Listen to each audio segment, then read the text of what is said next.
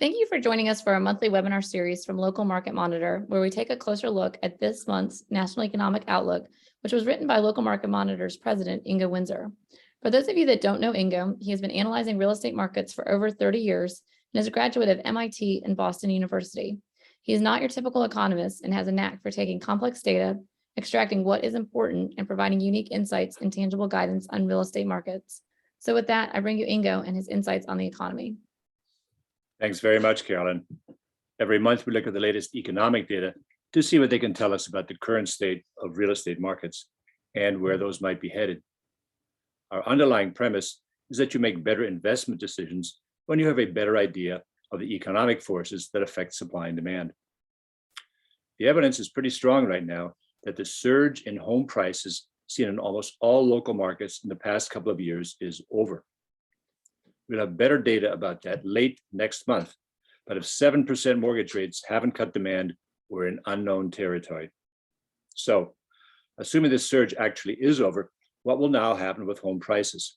Will they stabilize, crash, or slowly ease downward? The answer depends a lot on what happens with the US economy. If there is strong growth, there will be good demand for housing, which will support prices. If there isn't, demand for housing will be weaker, and home prices will decrease, maybe very rapidly if we get an actual recession. There are several ways to look at the US economy. Here's one of them. We look at the growth of jobs. People who have jobs want better housing. The more jobs, the more demand. Here we see how well jobs have grown, seen two different ways. On the left, the blue bars show the loss of jobs since right before the pandemic. On the right, the red bars show the growth of jobs since late 2021, when many businesses had already reopened. The recent growth is very good, just over 3%. Continuing growth at this rate will put more and more people into the housing market over the next couple of years. But there's also the possibility that the growth shown by the red bars isn't really new growth at all, but just another phase of recovery from the pandemic. If we only look at the growth of jobs since before the pandemic, the picture is less promising. Here are the same job numbers seen from that perspective. You can't see the last three red bars on the right because there's zero. There has been no growth at all in the past 3 months. Back to zero is good, but so far the economy has not provided any more jobs than we had almost 3 years ago. And that means stagnant demand for housing. This isn't really surprising because the US population hasn't grown very much since then. The rate of population growth used to be well over 1% a year. Recently, it's been very close to zero. Countries with a stagnant population can still have good economic growth if they have big exports. Germany, for example, comes to mind. But the US is a net importer of goods, and the benefits from exporting financial and business services abroad flow mainly to banks and global tech companies. Another way to see the economy is to look at how people are spending money. Recessions and real estate slowdowns happen when spending is tight. Here again, the picture is not as good as we might like. This table shows the increase in sales for the largest parts of the retail sector so far this year compared to the same period last year. Very crucially, these numbers are not corrected for inflation. I've highlighted in red the 8% increase of spending at food stores because that is the best measure of actual inflation. People have to buy food, and they didn't buy more food this year. It's the same number of people. They just had to pay more for it. The biggest reason for this is seen in the bottom category, a 40% increase in gasoline. Again, people didn't buy more gas, in fact, probably less, but they had to pay a lot more for it. And the additional problem with the higher gas prices is that they affect the price of almost all goods. It takes energy to make things and energy to transport them, which is why those food costs are so high. If people have to pay more for food and gas, they have less money to buy cars and to shop at Walmart.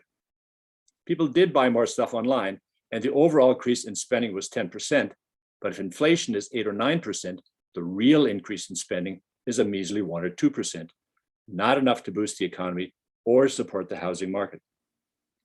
Now let's quickly run through different sectors of the economy to see what they can tell us about possible future growth. The red bars again show growth since late last year. The construction sector has been boosted by the surge in home prices, but high mortgage rates will dampen more home building. It sure looks like the manufacturing sector is on a sustained upswing.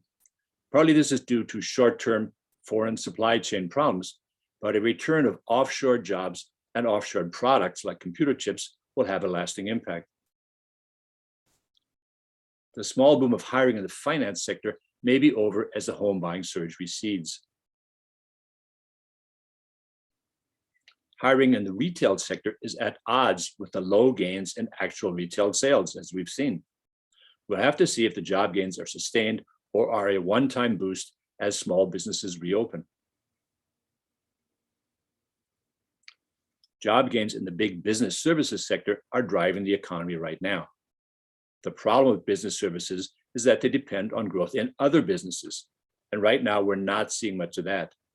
As in the retail sector, it could be that we're mainly seeing a surge in hiring as more businesses reopen. New hiring in the healthcare sector, which includes jobs at doctors' offices, hospitals, and nursing homes, is probably due to people resuming the doctor visits and elective procedures they avoided during the pandemic. The number of healthcare jobs is now just back to the pre-pandemic level. Restaurants, however, are still missing 5% of the jobs they had before the pandemic. One of the biggest problems for the economy is the complete lack of recovery in the large government sector, which is mainly local governments as well as state colleges.